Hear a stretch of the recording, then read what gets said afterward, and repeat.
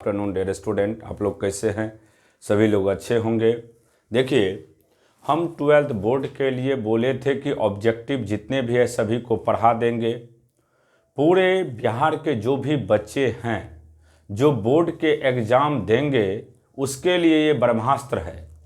अगर आप इसको ठीक से पढ़ लेते हैं तो शॉर्ट रिवीजन एक क्लास का है, वही 30 मिनट का होगा। इससे आप 5 मार्क्स का क्वेश्चन आराम से बना सकते हैं। इसीलिए हम सभी लोग से रिक्वेस्ट करेंगे कि सभी लोग ज़्यादा से ज़्यादा इस वीडियो को शेयर करेंगे अपने दोस्तों लोग के पास, ताकि आपको 5 मार्क्स का क्वेश्चन कंफर्म बनने में कोई दिक्कत ना हो।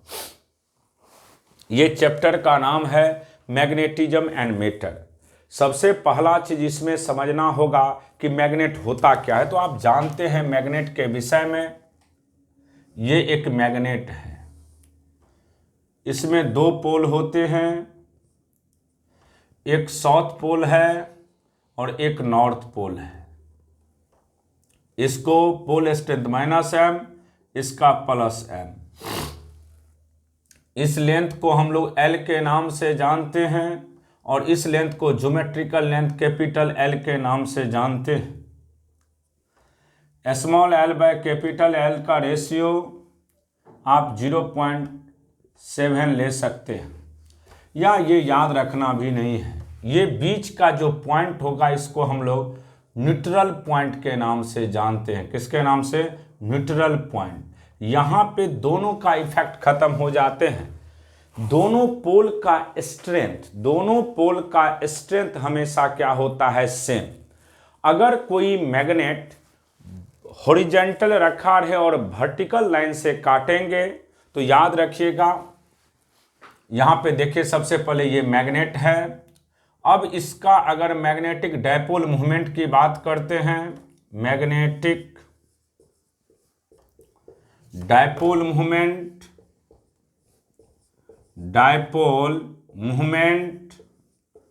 तो मैग्नेटिक डायपोल मूवमेंट को कैपिटल M के नाम से जानते हैं और इसका सिंपल वैल्यू याद रखिएगा। ये मैग्नेट है -m +m। अब इसका बीच का लेंथ मान लो ये 12 है और मैग्नेटिक डायपोल मूवमेंट की बात करेंगे तो m, और m का वैल्यू हमेशा होगा पोल स्ट्रेंथ इंटू बीच का सेपरेशन, और डायरेक्शन हमेशा south pole to north pole, south to north. अगर कोई मैग्नेट हॉरिजॉन्टल रखा रहे और आप वर्टिकल लाइन से 2 इक्वल पार्ट में काटेंगे, याद रखिएगा ये मान लीजिए मैग्नेट है, यही ये आपका साउथ पोल हो गया -m और ये नॉर्थ पोल हो गया +m। अगर ऐसे काटते हैं तो मैग्नेटिक मूवमेंट याद रखिएगा, ये कट लाइन है बाबू, कट लाइन पूछता है बोर्ड में बराबर।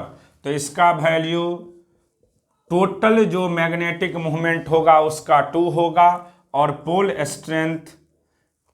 स्ट्रेंथ का वैल्यू m ही होगा। इस पे कोई फर्क पड़ने वाला नहीं है, पोल स्ट्रेंथ इसका m ही होगा। लेकिन अगर कोई मैग्नेट हॉरिजॉन्टल रखा रहे, आप वर्टिकल लाइन से काटते हैं, वर्टिकल रखा रहे आप हॉरिजॉन्टल लाइन से काटते हैं, तब की बात करते हैं। कभी कभी ऐसे क्वेश्चन डाल देता है इसमें। देखिए ये मैग्नेट है, मान लो यही मैग्नेट है, ये मैग्नेट आपके पास दिया हुआ है और आप लोग इसको कैसे काटते हैं देखिए ध्यान से। जैसे रखा है उसी लाइन से आप काट देते हो। देखिए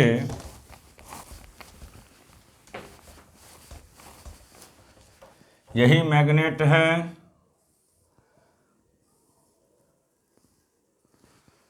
अब हम लोग इसको ये -m ये +m, इसको 2 इक्वल लाइन में काट देते, ये कट लाइन है। तो याद रखिएगा m डैश बराबर m ही होगा, यानी मैग्नेटिक डायपोल मोमेंट पे कोई फर्क नहीं पड़ेगा। लेकिन pole strength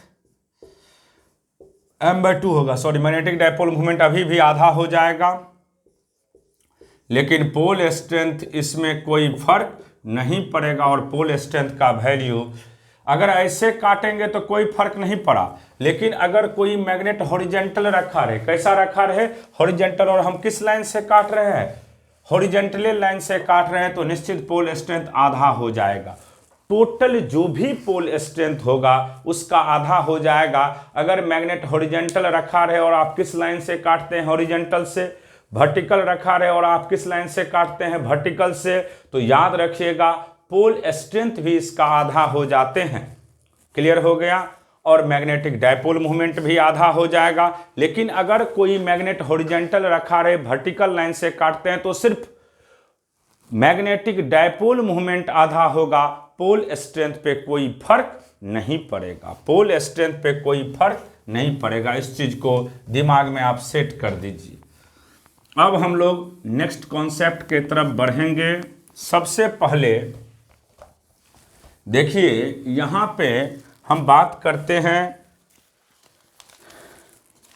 magnetic field due to magnetic dipole. Magnetic field at a point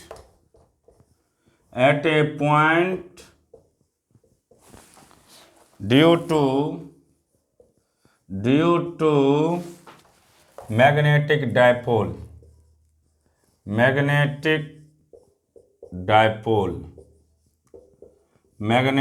dipole. ध्यान से देखिए, बी एक्सियल पॉइंट की बात कर रहे हैं।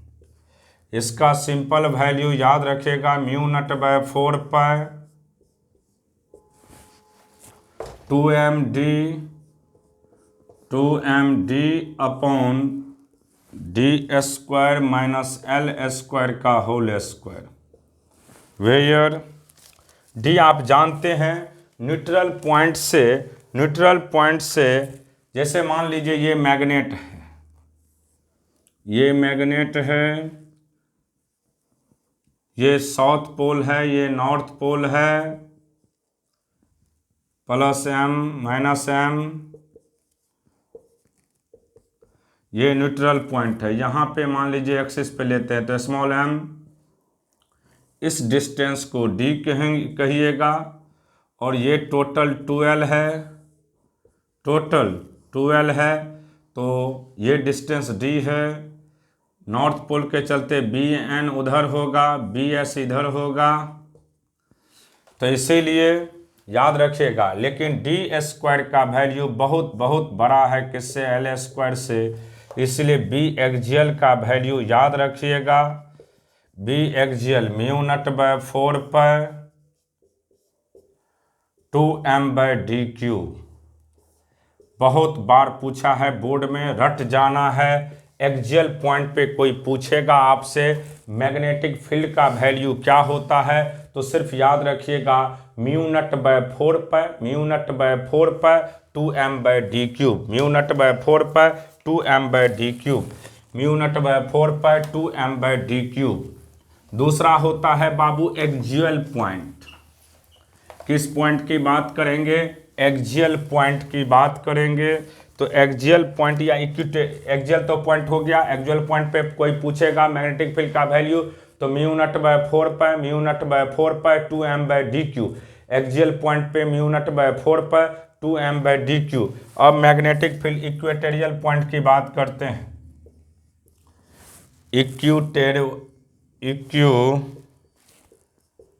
पॉइंट की बात कर रहे हैं तो इसका सिंपल फार्मूला होगा mu naught by 4 pi D square plus L square का पावर 3/2 इंटू m। इसको जब कैलकुलेट करिएगा, इसमें भी डी स्क्वायर बहुत बहुत बड़ा है एल स्क्वायर के वैल्यू से, तो b इक्वेटोरियल पॉइंट की याद रखिएगा value mu naught by 4 pi M by D cube, mu naught by 4 pi M by D cube, mu naught by 4 pi M by D cube, mu naught by 4 pi M by D cube, mu naught by 4 pi M by D cube. तो दोनों point को याद रखिएगा। Axis point पे पूछेगा तो mu naught by 4 pi 2 M by D cube, और equatorial point की बात करेगा तो mu naught by 4 pi M by D cube. अब देखिए दो चीज, टॉर्क की बात करोगे आप लोग तो टॉर्क का सिंपल फार्मूला होता है m क्रॉस b, यानी M B sine theta N cap होता है, एम बी साइन थीटा। तो याद रखिएगा टॉर्क जीरो, टॉर्क बराबर 0 एट थीटा 0 डिग्री और 180 degree. Torque maximum M B होगा कहाँ पे, एट थीटा बराबर 90 डिग्री। टॉर्क का मैक्सिमम वैल्यू कहाँ पे होता है, जब थीटा का वैल्यू 90 डिग्री होता है। याद रखिएगा कभी कभी मैग्नेटिक डायपोल मूवमेंट दे देगा, मैग्नेटिक फील्ड या मैग्नेटिक इंडक्शन दिया रहेगा, थीटा दिया रहेगा, पुट करके बना दीजिएगा। इसके बाद देखिए पोटेंशियल एनर्जी की बात करते हैं हम लोग। तो पोटेंशियल एनर्जी सिंपल याद रखिएगा आप लोग, पोटेंशियल एनर्जी U का वैल्यू, पोटेंशियल एनर्जी की बात करते हैं। पोटेंशियल एनर्जी जिसको U के नाम से जानते हैं, सिंपल फार्मूला याद रखिएगा minus M dot B, minus M dot B यानी minus M B cos theta, minus M B cos theta. If theta बराबर 0 डिग्री, U का वैल्यू माइनस एम बी होगा और स्टेबल। थीटा बराबर 180 डिग्री, U का value M B,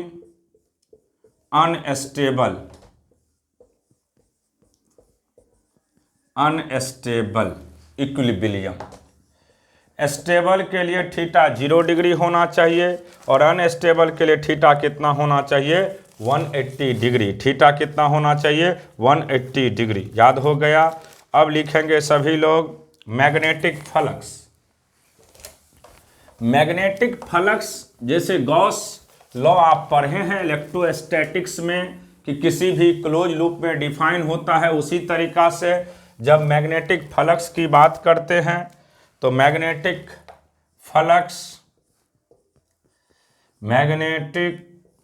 flux जिसको phi के नाम से जानते हैं, इसका सिंपल वैल्यू होता है क्लोज लूप में B डॉट डी ए। इसको क्लोज इंटीग्रल कहते हैं। इसको क्या कहते हैं हम लोग, close integral.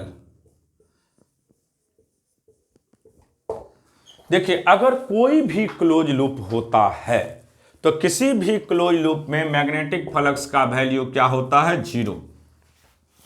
In any close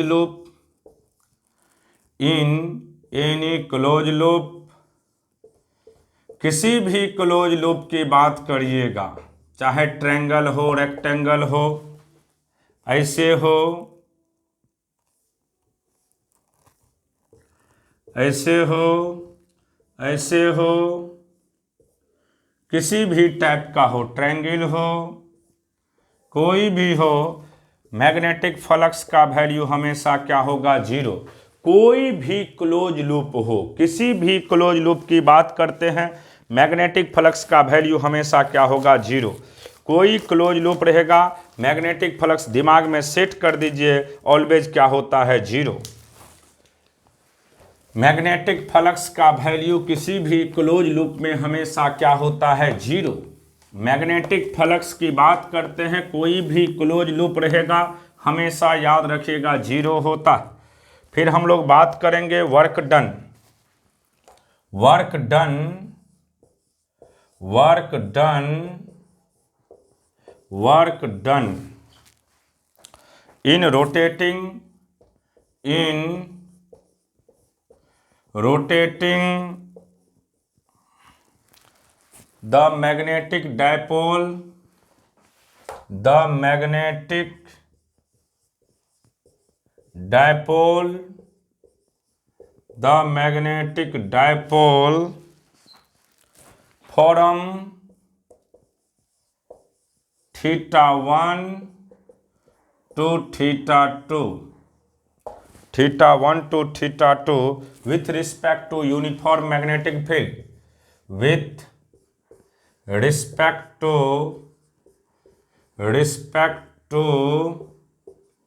uniform magnetic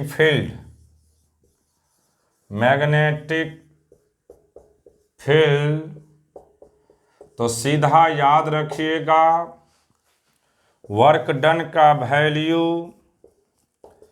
बहुत इंपॉर्टेंट फार्मूला WMB, पहला एंगल, तो पहला एंगल θ1 तो cos θ1 माइनस cos θ2। सिर्फ याद रखिएगा वर्क डन का value MB cos θ1 minus cos θ2, MB cos θ1 minus cos θ2, MB cos θ1 minus cos θ2। अब देखिए आपको ध्यान में रखना है यहाँ पे सबसे पहले earth magnetic field. Earth magnetic field की बात करते हैं तो बहुत इंपॉर्टेंट क्वेश्चन है ये। अर्थ जो है ये भी एक मैग्नेट का बहुत बड़ा भंडार होता है। इसमें दो कंपोनेंट होते हैं, एक वर्टिकल और दूसरा horizontal. Earth magnetic field, earth magnetic field, earth magnetic field की बात करते हैं। देखिए इसको हम लोग हॉरिजेंटल कंपोनेंट कहते हैं, इसको वर्टिकल कंपोनेंट कहते हैं।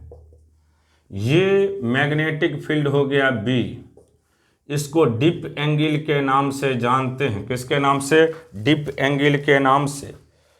तो डिप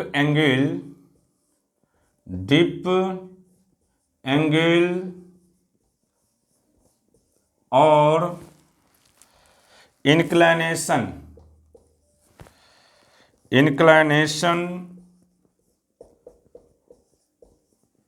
डेल्टा। देखिए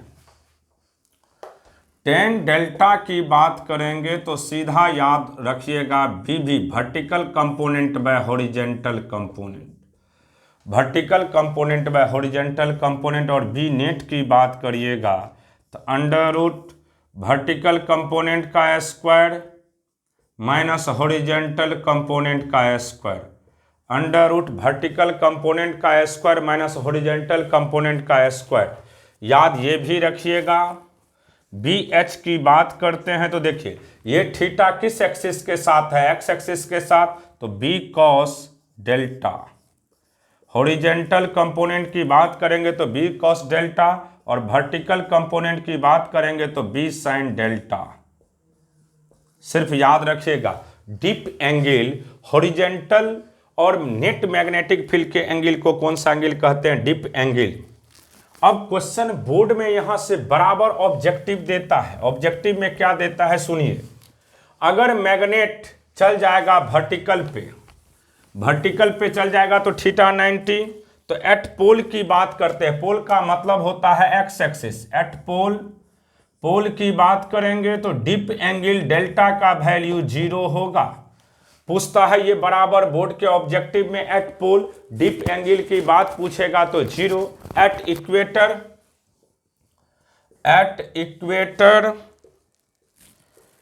इक्वेटर की बात करेंगे तो डेल्टा का वैल्यू 90 डिग्री। इक्वेटर का मतलब हो गया वाई एक्सिस, इक्वेटर का मतलब हो गया वाई एक्सिस।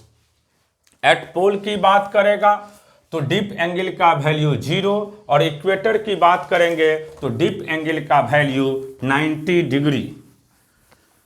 डीप एंगल का वैल्यू 90 डिग्री, याद रखिएगा इसको। एट पोल डीप एंगल 0, इक्वेटर पे deep angle 90, deep angle 90, deep angle 90। अब देखिए, आप लोग याद रखिएगा, एक फार्मूला होता है ट्रू डिप और एपरेंट डिप में relation. True dip cot square delta बराबर cot square delta 1 plus cot square delta 2, इसको ट्रू डिप कहते हैं। True dip angle, true dip angle, और इसको कहते हैं हम लोग apparent dip angle. Apparent dip angle, true dip angle और apparent dip angle, true dip angle और एपरेंट डिप एंगल। याद रखिएगा, true dip cot square delta बराबर cot square delta 1 plus cot square delta 2, तो डेल्टा 1 डेल्टा 2 को apparent dip angle कहते हैं, apparent, और ये ट्रू हो गया।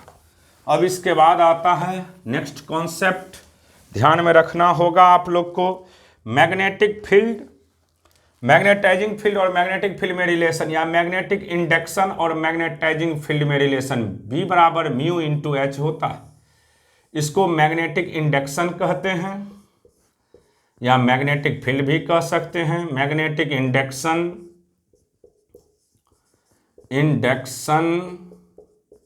और इसको कहते हैं हम लोग H को, H का नाम है magnetising field. Magnetising field, H को मैग्नेटाइजिंग फील्ड के नाम से जानते हैं, H को मैग्नेटाइजिंग फील्ड के नाम से। फिर उसके बाद intensity of magnetisation, intensity of magnetisation या मैग्नेटाइजेशन की बात करिएगा, इंटेंसिटी ऑफ मैग्नेटाइजेशन, जिसको I के नाम से जानते हैं। याद रखिएगा, magnetic dipole movement by volume, magnetic dipole movement by volume, magnetic dipole movement by volume. एक होता है magnetic susceptibility, magnetic susceptibility, magnetic susceptibility, magnetic susceptibility को चाय के नाम से जानते हैं। मैग्नेटिक ससेबिलिटी, चाय जो चुस्की लेते हैं चाय, उसी को मैग्नेटिक ससेबिलिटी कहते हैं, और इसका सिंपल फार्मूला I/H होता है। ये यूनिट और डायमेंशन लेस होते हैं। एक होता है मैग्नेटिक परमेबिलिटी, मैग्नेटिक परमेबिलिटी,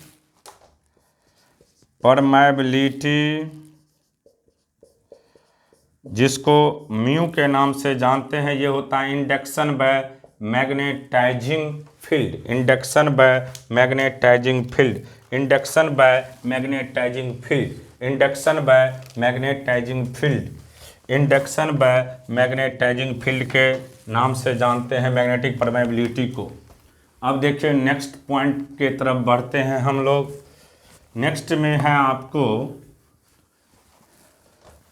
कुछ कंसेप्ट देखिए, और रिलेटिव परमेबिलिटी और परमेबिलिटी में क्या रिलेशन है। रिलेटिव परमेबिलिटी को म्यू आर के नाम से जानते हैं। म्यू का वैल्यू यानी म्यू आर का वैल्यू की बात करोगे तो म्यू बाय म्यू नट होता है, म्यू बाय म्यू नट।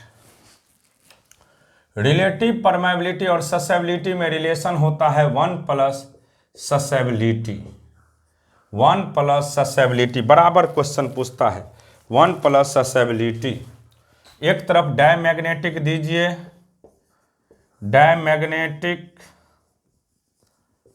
दूसरे तरफ पारामैग्नेटिक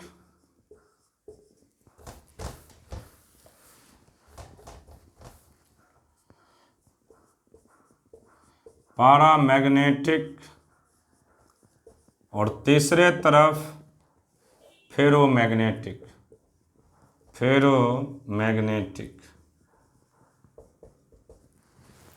देखिए पहला susceptibility is small negative and temperature independent.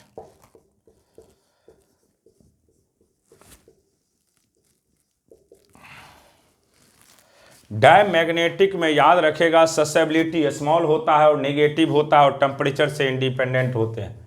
पारामैग्नेटिक में ससेबिलिटी इज स्मॉल लेकिन पॉजिटिव टेम्परेचर डिपेंडेंट, टेम्परेचर का इन्वर्सली प्रोपोर्शनल टेम्परेचर।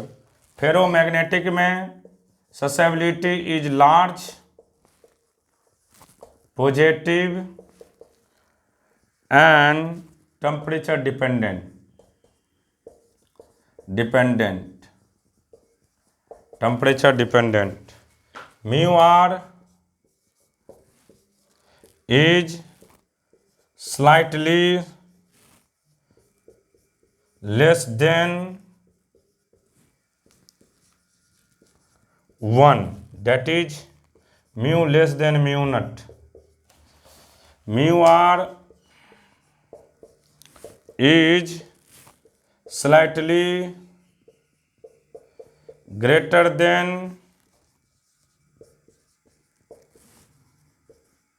1 और mu greater than mu naught, और mu r is much greater than 1। Ferromagnetic में मच ग्रेटर देन 1। इसमें diamagnetic में bismuth, जितना भी बिस्मथ हो गया, पीबी हो गया, हाइड्रोजन हो गया, उसके बाद नियोन, जितना भी इनर्ट गैस है सभी हो जाएगा। ETC इनर्ट गैस जो भी है वो सब डायमैग्नेटिक में होता है, क्योंकि डायमैग्नेटिक में पूरा का पूरा भरा रहता है, इसलिए उसका नाम पड़ जाता है डायमैग्नेटिक। इसमें पारामैग्नेटिक की बात करिएगा तो एल्युमिनियम, Mg, क्रोमियम और उसके बाद लिक्विड ऑक्सीजन। इसमें बाबू फेरोमैग्नेटिक में Fe, कोबाल्ट, निकेल और जितने भी एलॉय एंड ऑल एलॉय, जितने भी एलॉय है, ये पूछा जाता है एलॉय किसका एग्जाम्पल है, तो याद रखिएगा फेरोमैग्नेटिक सब्सटेंस का। किसका? Ferromagnetic substance. एलॉय जो है वह फेरोमैग्नेटिक सब्सटेंस है। कौन चीज़ है? फेरोमैग्नेटिक सब्सटेंस है। उसके बाद ये तो पारा डाई और फेरो में रिलेशन हो गया, पारा डाई और फेरो में रिलेशन हो गया। इसको दिमाग में रखिएगा, ये पूछे जाते हैं बोर्ड में, बराबर जितना रटाए हैं उसी को रटना है आप लोग को। एलॉय किसका एग्जाम्पल है? तो फेरोमैग्नेटिक सब्सटेंस का। अब देखिए इसके आगे नेक्स्ट कॉन्सेप्ट की तरफ बढ़ेंगे। सबसे पहले eight Curie temperature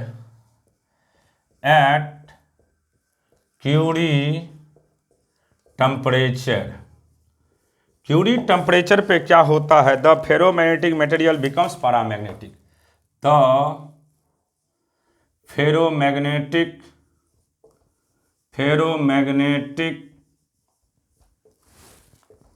material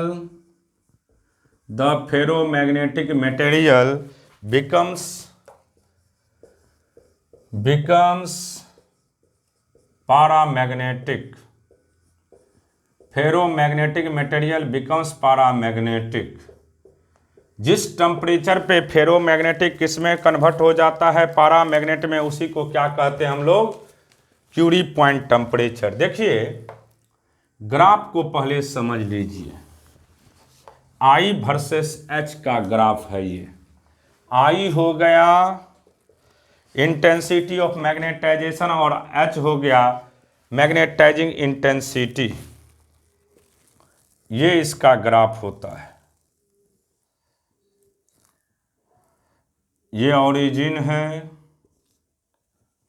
origin, ये ए बी, ये रिवर्स प्रोसेस है, सी डी ई एच, अभी A B C D E F G F. देखिए ये ऐसे जाता है फॉरवर्ड डायरेक्शन में, ये रिवर्स प्रोसेस में। ध्यान रखिएगा,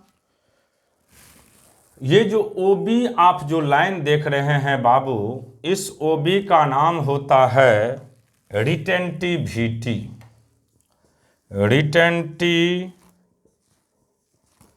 रिटेंटिविटी OB को क्या कहते हैं हम लोग? रिटेंटिविटी। और OC का नाम होता है कोरिसिविटी। OC को किसके नाम से जानते हैं हम लोग? कोरिसिविटी। कोरिसिविटी।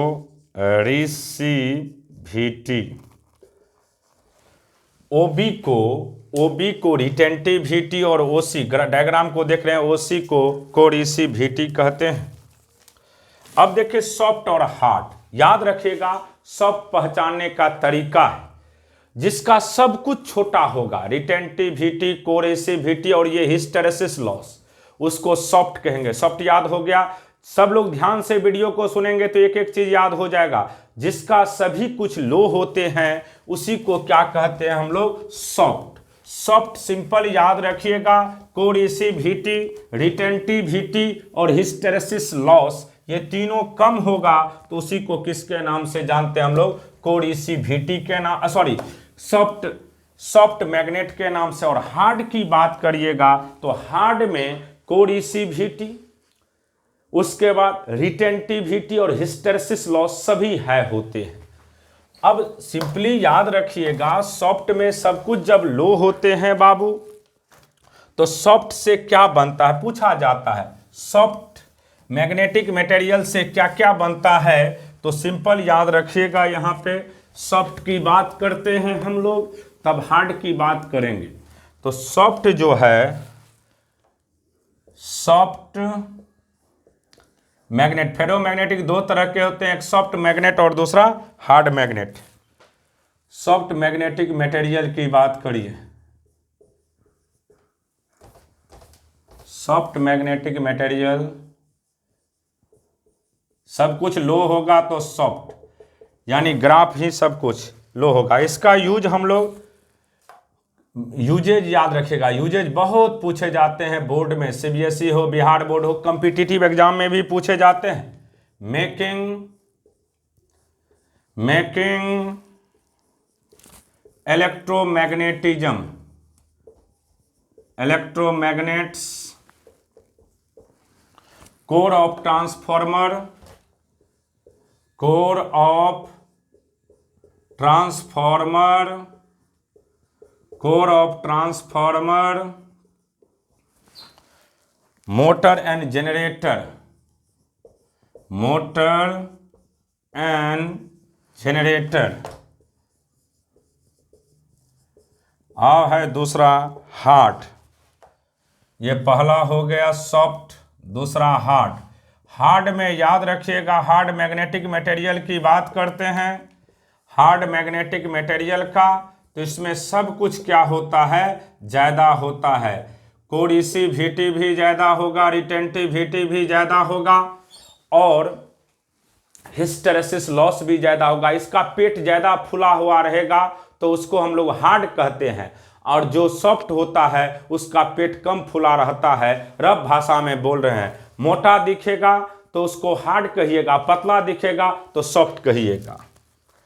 अब जैसे इसका सब कुछ है होता है, इसका यूज हम यूजेज में ही पूछे जाते हैं तो यूज याद रखिएगा। इसका use making permanent magnet, making permanent magnet,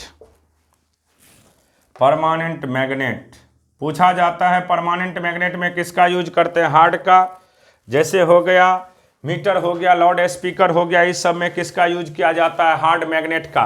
तो सॉफ्ट और हार्ड क्लियर हो गया। सॉफ्ट में अगर रिटेंटिविटी, कोरिसिविटी, हिस्टेरेसिस लॉस तीनों कम होगा, यानी पेट कम फुला रहेगा, तो उसको हम लोग सॉफ्ट कहेंगे। जैसे देखिए, मान लीजिए हार्ड और सॉफ्ट की बात करेगा, ये मेडिकल में क्वेश्चन कर भी चुका है। तो हार्ड की बात करेगा तो देखिए ये मोटा है सब कुछ, इसको हार्ड कहिएगा, इसको हम लोग हार्ड कहेंगे। और सॉफ्ट की बात करिएगा तो यही रहेगा, लेकिन सब कुछ पतला हो जाएगा। देखिए यही, ये जो है आपको इसको सॉफ्ट कहिएगा। तो सॉफ्ट में सब कुछ पतला होता है, मोटापा कम हो जाते हैं, रिटेंटिविटी, कोरिसिविटी और हिस्टेरेसिस लॉस तीनों कम होते हैं, तो उसको सॉफ्ट कहते हैं। और हार्ड में सब कुछ क्या हो जाता है? ज़्यादा हो जाता है। क्यूरी पॉइंट पूछता है तो याद रखिएगा, क्यूरी पॉइंट हम उसको कहते हैं जहां पे फेरोमैग्नेटिक किसमें कन्वर्ट कर जाते हैं? पारामैग्नेटिक में। उसके बाद पारा डे और फेरो में बराबर डिफरेंस पूछेगा, नहीं तो ऑब्जेक्टिव क्वेश्चन देगा। रिलेटिव परमेबिलिटी और ससेबिलिटी में रिलेशन, म्यू आर का वैल्यू 1 प्लस ससेबिलिटी। तो इस चैप्टर को एक ही हम लेक्चर में पूरा 5 नंबर का क्वेश्चन बोल चुके हैं। सभी लोग अच्छे से इसको पढ़ लीजिएगा। कंपटीशन में मेडिकल हो या जेई मेंस हो, 2 क्वेश्चन पूछता है, और आपका बोर्ड में यहाँ से 5 मार्क्स का क्वेश्चन पूछता है। तो सभी लोग इसको आज रट जाएंगे। अगले दिन हम इसके आगे और चर्चा करेंगे, मॉडर्न और लाइट को भी पढ़ा देंगे यहीं पे।